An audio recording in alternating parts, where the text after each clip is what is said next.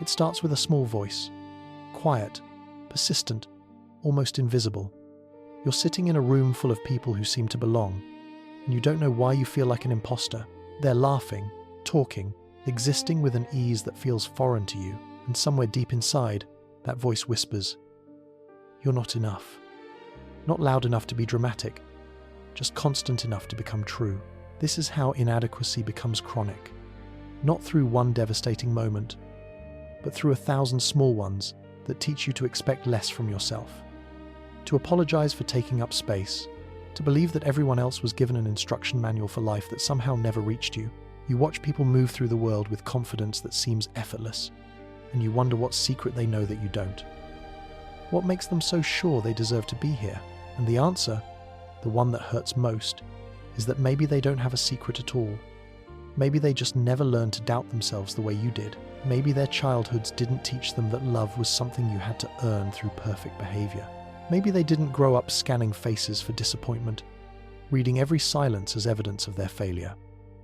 Maybe it's something that was built into you, brick by brick, year by year, until it became the foundation of everything you believe about yourself. You learn to scan rooms for proof that you don't belong. You replay conversations, searching for the moment you said something wrong. You achieve things and immediately dismiss them because surely anyone could have done that. From the outside, you might look completely fine. You smile, you function, you even succeed sometimes. But inside, there's this constant hum of not enough, never enough, won't ever be enough. This isn't just low self-esteem. This is something deeper, more architectural. It's the feeling that inadequacy isn't a mood. It's the truth about who you are. It's waking up in the morning and the first thought that crosses your mind is a reminder of yesterday's failures. It's looking at your reflection and seeing only the flaws, the imperfections, the ways you don't measure up. It's hearing a compliment and immediately translating it into something else, something that couldn't possibly be true, because accepting it would mean letting go of the story you've been telling yourself for so long. And that story, that narrative of not being enough.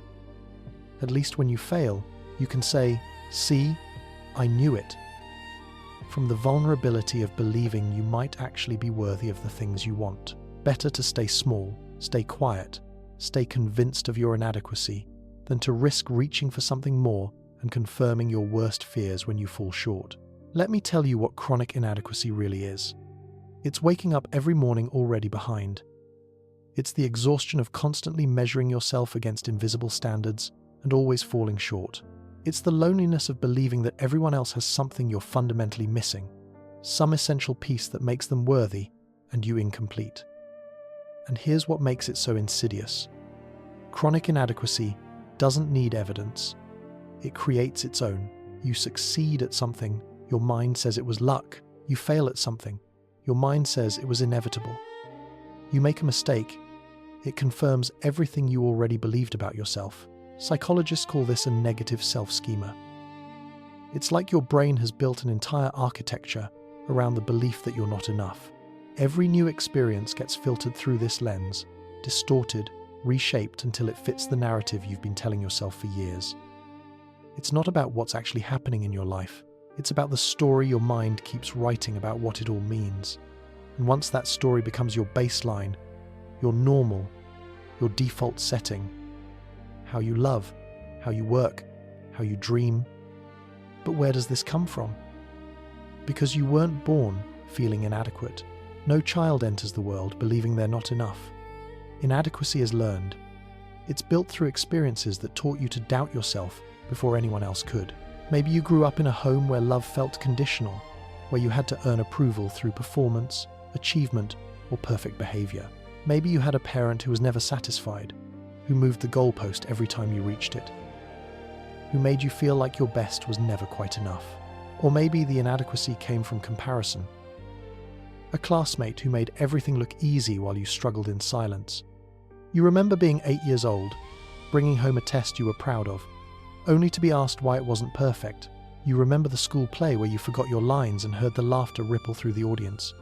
You remember the birthday party where no one came, or the one where everyone came but you still felt invisible. Sometimes chronic inadequacy begins with a single moment. A teacher who humiliated you in front of the class. A parent who said something careless that you've carried for decades. a rejection that felt like confirmation of something you already feared about yourself. But more often, it's not one wound, it's 1,000 paper cuts. Small moments where you felt overlooked, dismissed, or invisible. Where your emotions were too much, or your needs were inconvenient. Where you learned that asking for help meant being a burden, that showing vulnerability meant being weak. Think about the child who raised their hand in class with excitement, only to be told their answer was wrong in a tone that made the whole room giggle. Think about the teenager who shared their dreams with someone they trusted, only to be met with a dismissive, "That's not realistic." Think about the young adult who poured their heart into something creative, only to have it ignored or criticized by the people whose opinion mattered most. These moments, these experiences, they don't just hurt in the moment, they embed themselves into your nervous system, creating patterns of thinking that tell you the world isn't safe for your authentic self.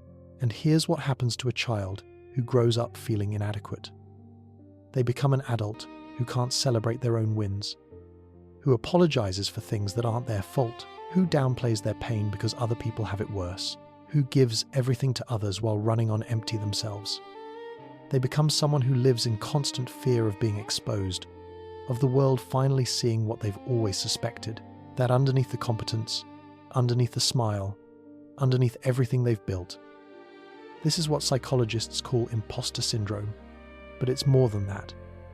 Chronic inadequacy is the belief that there's nothing to find out because you already know. You're convinced that your inadequacy is the truth, not a feeling. It's reality, not perception. And that conviction changes everything, because when you believe you're fundamentally inadequate, you stop trying to prove otherwise. You accept it as fact. You organize your entire life around compensating for what you think you lack. You might become a perfectionist, trying to hide your inadequacy behind flawless execution. If I can just be perfect enough, maybe no one will notice I'm not enough. You might become hypervigilant, scanning every interaction for signs of disapproval, rejection, or judgment.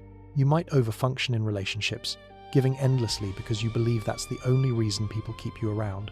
Or you might underfunctional, avoiding challenges altogether because why try when you already know you'll fail? These aren't personality traits, they're coping mechanisms.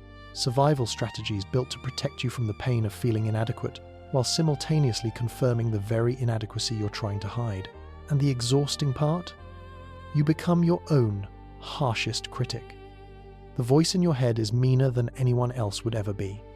It's relentless, unforgiving, and it knows exactly where to strike.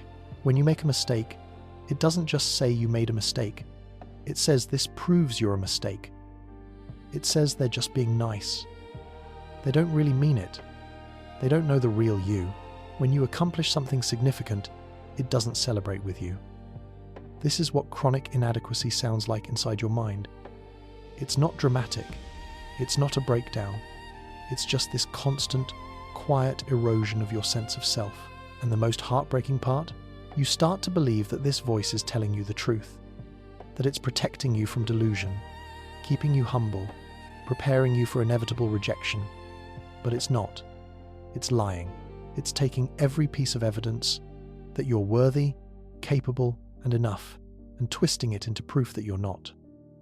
Let's talk about what this does to your relationships. When you feel chronically inadequate, intimacy becomes terrifying, because intimacy requires vulnerability, and vulnerability means letting someone see the parts of you that you've spent years trying to hide. So you keep people at a distance. Not obviously, not dramatically, but subtly.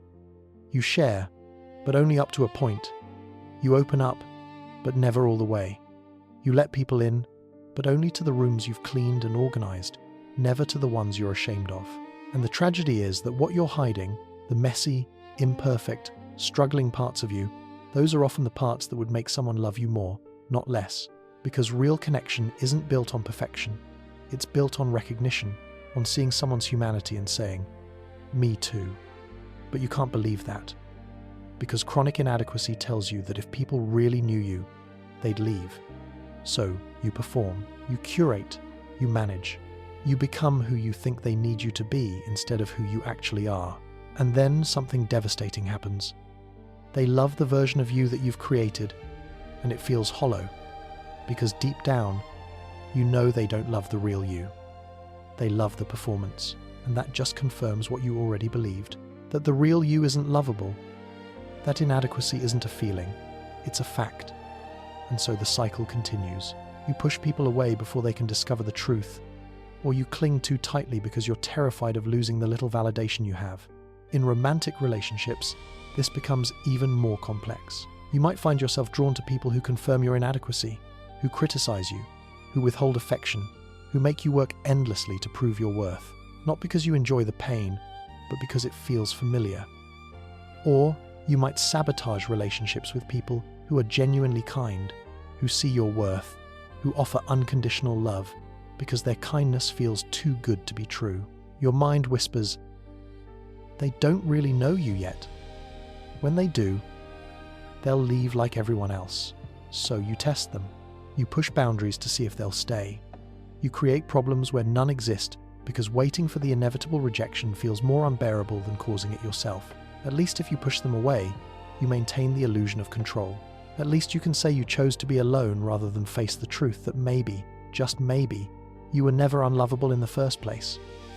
Maybe you just believed you were for so long that you made it true. Chronic inadequacy also changes how you experience success. Most people feel pride when they accomplish something. You feel relief. Relief that you didn't fail this time. Relief that you managed to hide your inadequacy for a little longer. But the relief doesn't last. Because no matter what you achieve, your mind finds a way to discount it. You got the promotion, but only because they didn't have better options. You finished the project, but it's not as good as it could have been. You made someone happy, but you should have done more. Success doesn't build your confidence. It raises the bar, and the bar is always just out of reach. This is exhausting. Living this way is like running a race where the finish line moves every time you get close. You're never allowed to rest.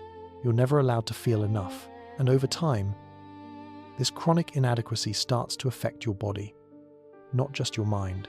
Psychologists have found that people who struggle with chronic feelings of inadequacy often experience higher levels of cortisol, the stress hormone. Their nervous systems are constantly activated, always preparing for failure, for judgment, for rejection. This leads to anxiety, depression, insomnia, even physical health problems, because your body doesn't know the difference between real danger and perceived inadequacy. To your nervous system, the fear of not being enough feels like a threat to your survival.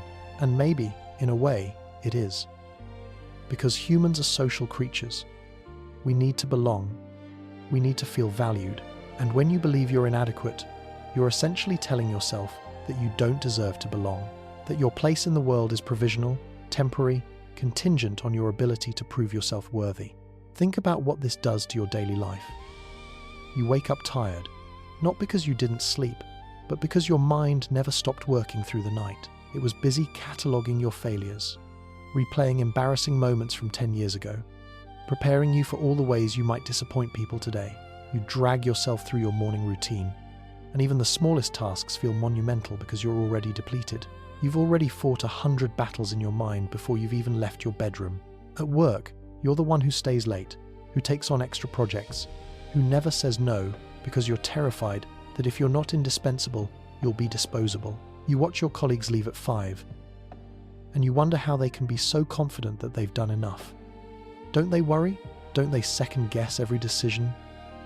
Don't they lie awake replaying every meeting, every email, every interaction, searching for proof that they failed?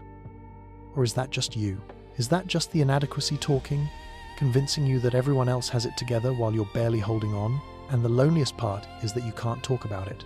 Because how do you explain to someone that you feel inadequate when, on paper, your life looks fine?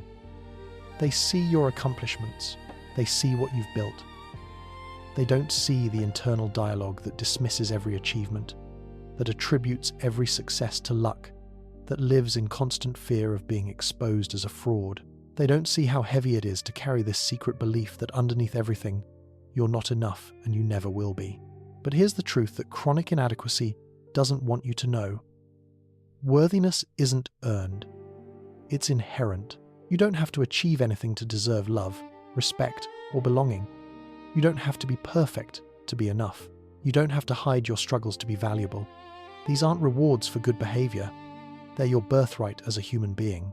But I know that's hard to believe when you've spent years, maybe decades, feeling inadequate. I know that words like, "you're enough," can feel empty when your entire nervous system is wired to believe the opposite. So let me say this instead. What you're feeling is real. The inadequacy, the fear, the exhaustion of constantly measuring yourself and falling short, it's all real. But it's not truth, it's trauma. It's the residue of experiences that taught you to doubt yourself. It's the internalized voice of criticism that was never yours to begin with. And most importantly, it's not permanent. Because here's what psychology teaches us about the brain. It's plastic. It can change. The negative schema that filters every experience through inadequacy can be challenged, questioned, and eventually replaced with something more compassionate, more accurate, more true. But this doesn't happen through willpower alone. It doesn't happen by trying harder to be enough. It happens by learning to question the voice that says you're not. By recognizing that inadequacy is a feeling, not a fact. By understanding that the story you've been telling yourself about who you are is just that, a story. And stories can be rewritten. The first step is awareness, noticing when the inadequacy voice shows up. What triggers it? What does it say? How does it make you feel? Most people who struggle with chronic inadequacy have lived with this voice for so long that they don't even recognize it anymore. It's just the background noise of their existence. But when you start to pay attention, when you start to catch yourself in the act of self-criticism, something powerful happens. You create space between the feeling and the truth. You realize that just because you feel inadequate doesn't mean you are inadequate. Feelings are valid, but they're not always accurate. This awareness practice isn't comfortable. It means sitting with thoughts you've spent years trying to outrun. It means listening to the voice that says, "You're not enough," and instead of immediately trying to prove it wrong or push it away, you simply observe it. Where does it live in your body? What memories does it bring up? Whose voice does it sound like? Because often, the inadequacy voice isn't even yours. It's an internalized echo of someone who hurt you, someone who couldn't see your worth, someone who projected their own inadequacy onto you until you made it your own. When you start to trace the inadequacy back to its source, something remarkable happens. You begin to separate who you are from what you were taught to believe about yourself. You realize that the child who was told they weren't smart enough, pretty enough, talented enough, that child was lied to. Not intentionally, perhaps, but the message was still false, and that false message became the foundation of everything you built afterward. Every choice, every relationship, every dream you abandoned or pursued, it was all filtered through this lie that you internalized so deeply you forgot it was never true. The second step is compassion. And this might be the hardest part. Because when you've spent years believing you're not enough, being kind to yourself feels wrong. It feels like letting yourself off the hook, like lowering the bar, like giving up. But compassion isn't about lowering standards. It's about recognizing that you're human, that you're allowed to make mistakes, to struggle, to not have all the answers. It's about treating yourself the way you would treat a friend who's hurting, with gentleness, with understanding, with the acknowledgement that their pain is real even if their fears aren't true. Try something right now. Think about the last time you made a mistake, the last time you felt inadequate. What did you say to yourself? What names did you call yourself? What judgments did you make? Now imagine your closest friend came to you with that same mistake, that same struggle. Would you speak to them the way you speak to yourself? Would you be as harsh, as unforgiving, as cruel, or would you offer them understanding, perspective, maybe even a reminder that one mistake doesn't define their entire worth? The truth is, you would never treat someone you love the way you treat yourself. You reserve your harshest criticism, your most cutting judgment, your cruelest words for the person in the mirror, and every time you do that, you reinforce the inadequacy. You confirm the belief that you're not worthy of kindness, not deserving of grace, not allowed the same compassion you freely give to others. But what if you are? What if the most radical act of healing is simply choosing to speak to yourself like someone who deserves love? This doesn't mean toxic positivity. It doesn't mean pretending everything is fine when it's not. It doesn't mean affirmations that feel hollow and forced. It means acknowledging the struggle. This is hard. I'm doing my best. I'm allowed to be imperfect. It means validating your experience instead of dismissing it. I feel inadequate right now, and that makes sense given my history. This feeling is real, but it's not the truth. It means offering yourself the same benefit of the doubt you give everyone else. I made a mistake, and mistakes are part of being human. This doesn't mean I'm fundamentally flawed. One of the most powerful practices for chronic inadequacy is something called cognitive restructuring. It's the process of identifying the thoughts that fuel your feelings of inadequacy and challenging them with evidence. When your mind says, "I'm not good enough," you ask, "Not good enough for what? According to whom? What evidence do I have for this belief? And what evidence contradicts it?" This isn't about positive thinking or affirmations. It's about reality testing, about learning to see yourself accurately instead of through the distorted lens of inadequacy. And the truth is, when you start looking for evidence, you'll find that the narrative of not enough rarely holds up under scrutiny. But healing from chronic inadequacy isn't just cognitive, it's also somatic. It's about learning to calm your nervous system, to teach your body that you're safe even when you feel vulnerable. This might look like deep breathing, meditation, movement, or simply spending time in nature. Anything that helps you return to the present moment, instead of living in the future fear of not being enough, or the past memory of when you weren't. Because inadequacy lives in your thoughts. Presence lives in your body, and the more you can ground yourself in the here and now, the less power inadequacy has over you. It also helps to understand where your inadequacy comes from. Not to blame anyone, not to dwell in the past, but to make sense of why you feel this way. Because when you understand that your feelings of inadequacy aren't about who you are, but about what you experienced, it becomes easier to separate your identity from your wounds. You start to see that the voice telling you you're not enough isn't your voice. It's the echo of someone else's criticism, someone else's impossible standards, someone else's inability to see your worth. And once you see that, you can start to let it go. Another crucial piece is connection. Chronic inadequacy thrives in isolation. It tells you that you're the only one who feels this way, that everyone else has it figured out, that your struggles are proof of your inadequacy rather than proof of your humanity. But the truth is, inadequacy is universal. Almost everyone struggles with feeling not enough at some point in their lives. The difference is that some people have learned to talk about it, to share their struggles, to find support.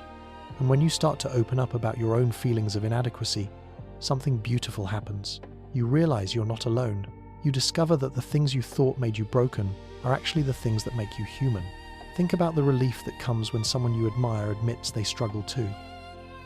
When the person who seems to have it all together confesses that they also feel inadequate sometimes. When you realize that the confidence you've been envying in others might be just as performative as your own.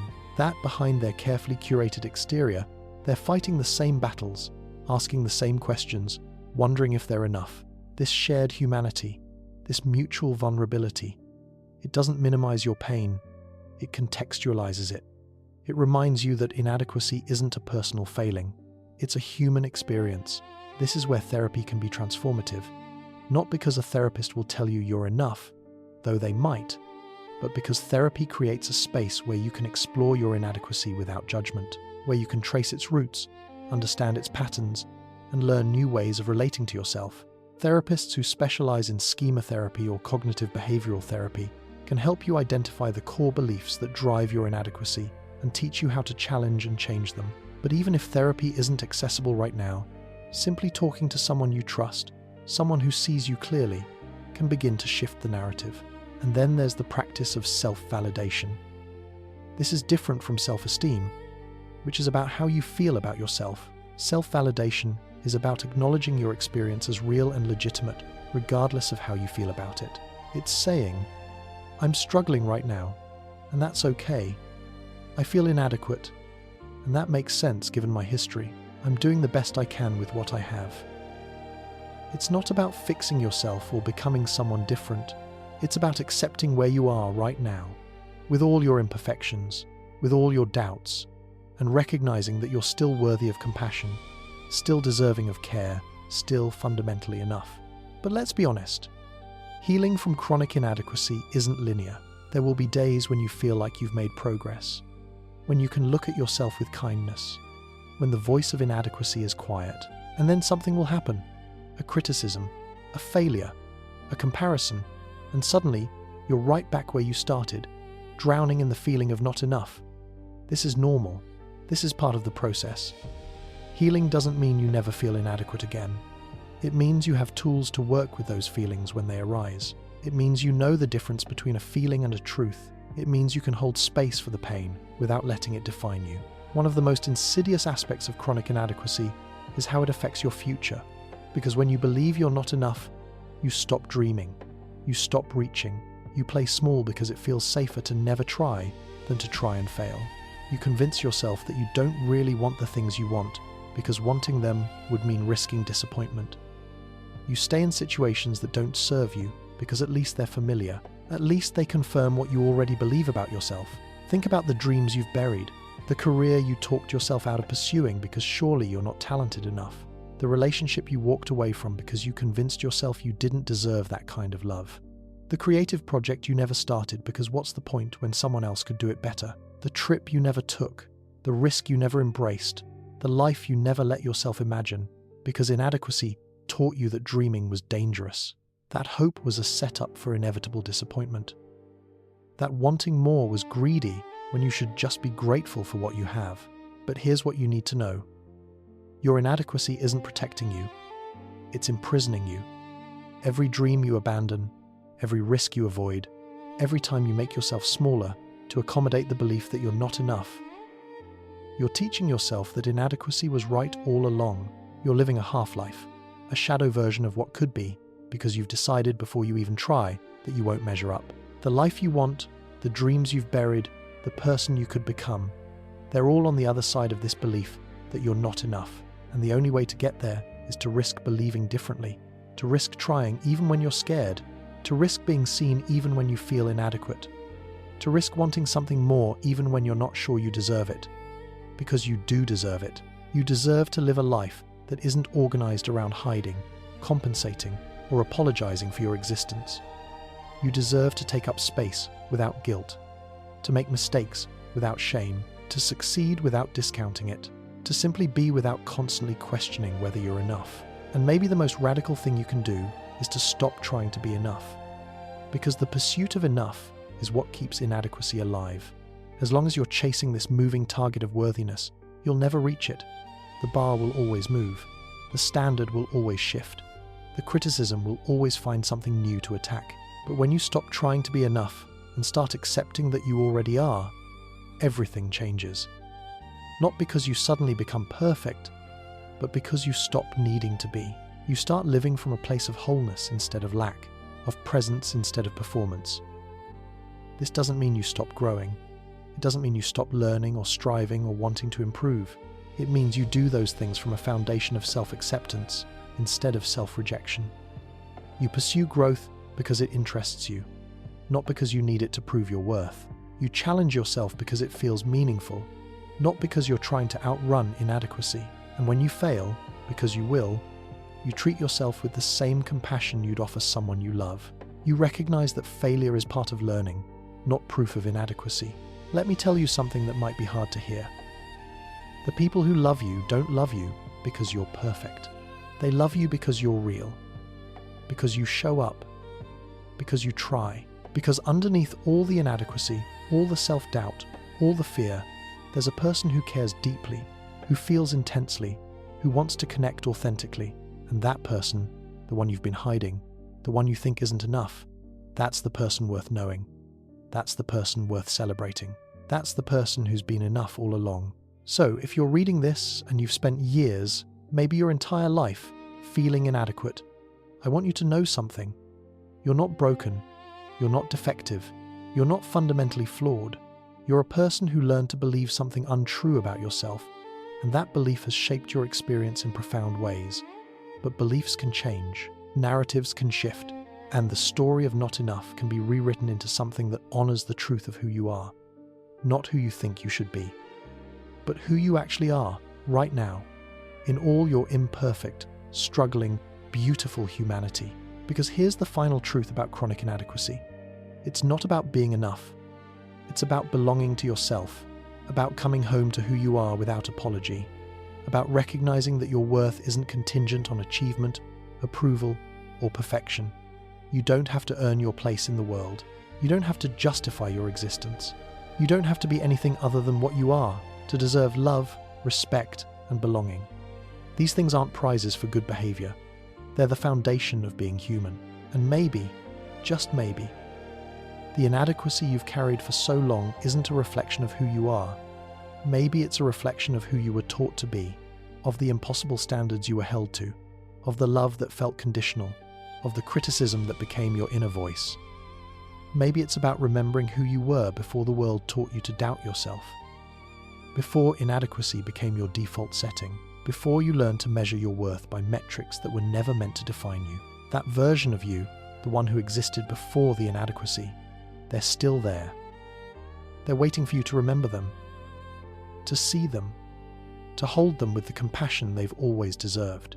And when you do, when you finally turn toward yourself with kindness instead of criticism, with acceptance instead of judgment, with love instead of condition, something extraordinary happens. The inadequacy doesn't disappear overnight, but it starts to loosen its grip. It starts to lose its power, and slowly, gradually, almost imperceptibly, you start to feel like maybe, just maybe, you've been enough all along. Because you have been. You always have been. Not because you achieved enough, not because you performed well enough, not because you proved yourself worthy enough, but because worthiness was never something you needed to earn. It was something you always had, something no one could give you and no one could take away, something that's been true about you from the moment you took your first breath, and it will remain true long after this feeling of inadequacy fades into memory. So take a breath. Let yourself feel the weight of all the years you've spent believing you're not enough. Let yourself grieve for the dreams you didn't chase, the risks you didn't take, the love you didn't let in. And then, with all the gentleness you can muster, let yourself begin again, not as someone who has to prove their worth, but as someone who already knows it. Deep down, beneath all the noise, beneath all the fear, you know, you've always known. You're enough, you've always been enough, and you always will be. This is where healing lives.